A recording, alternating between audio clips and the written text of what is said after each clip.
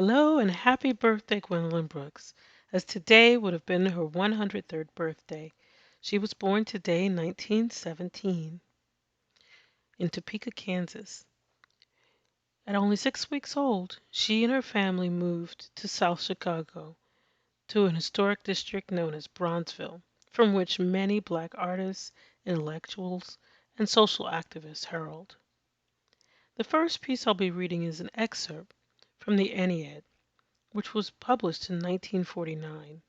In 1950, the Anniad earned Gwendolyn Brooks the first Pulitzer Prize ever awarded a black person for her poetry.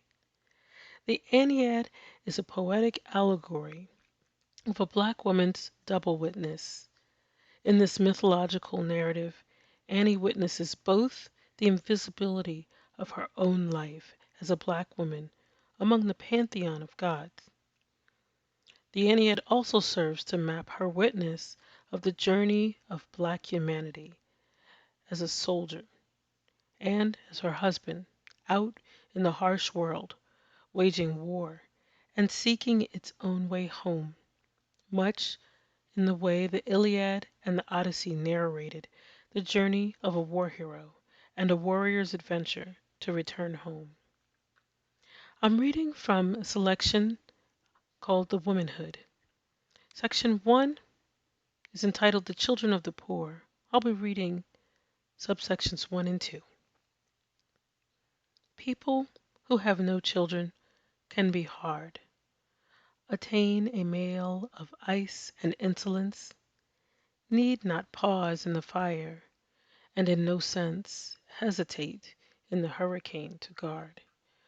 And when wide world is bitten and reward, they perish purely, waving their spirits hence, without a trace of grace or of offense, to laugh or fail, diffident, wonder-starred.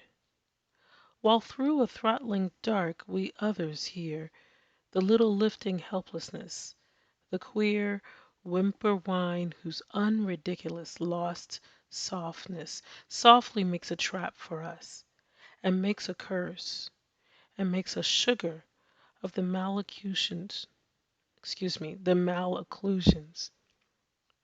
the inconditions of love.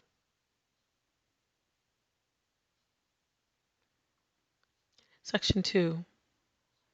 What shall I give my children who are poor, who are adjudged the least wise of the land, who are my sweetest lepers, who demand no velvet and no velvety velour, but who have begged me for a brisk contour, crying that they are quasi-contraband, because unfinished, graven by a hand less than angelic, admirable, or sure.